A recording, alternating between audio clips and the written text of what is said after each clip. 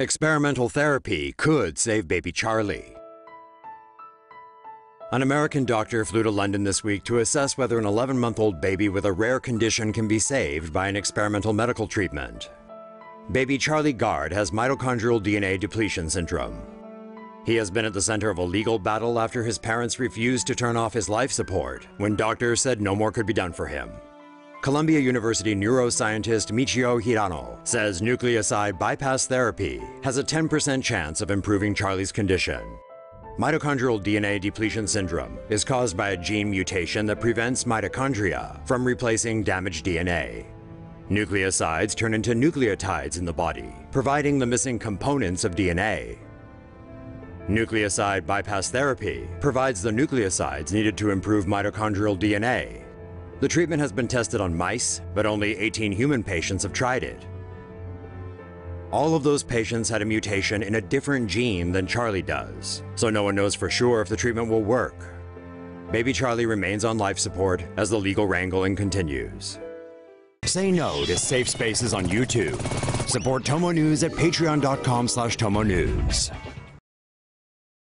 Advances in science continue to be made. New science breakthrough could allow humans to be grown in labs. UK scientists have successfully grown a mouse embryo in a lab, which indicates this method could be eventually applied to growing artificial human embryos. To grow a mouse embryo, researchers extracted the rodent's embryonic stem cells and extraembryonic trophoblast stem cells. These are the cells that form the placenta.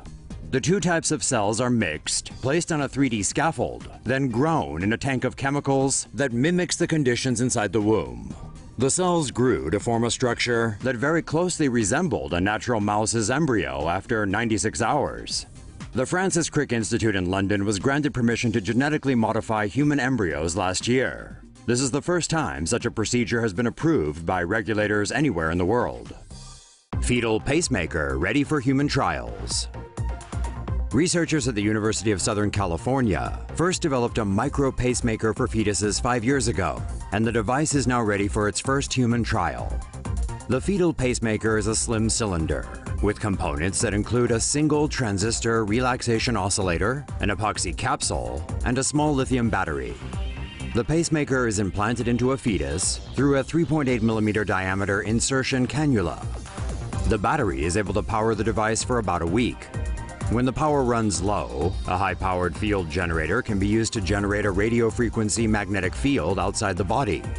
This wirelessly recharges the battery through inductive coupling.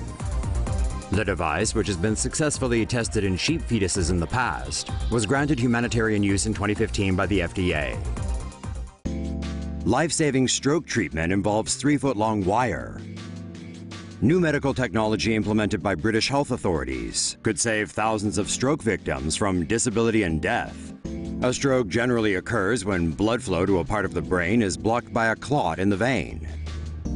During a mechanical thrombectomy, a 3-foot-long wire is inserted into the patient's groin and maneuvered to the clot's location. Once there, the wire deploys a stent that traps the clot and relieves the blockage.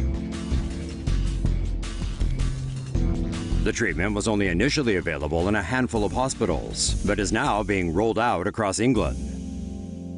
Say no to safe spaces on YouTube.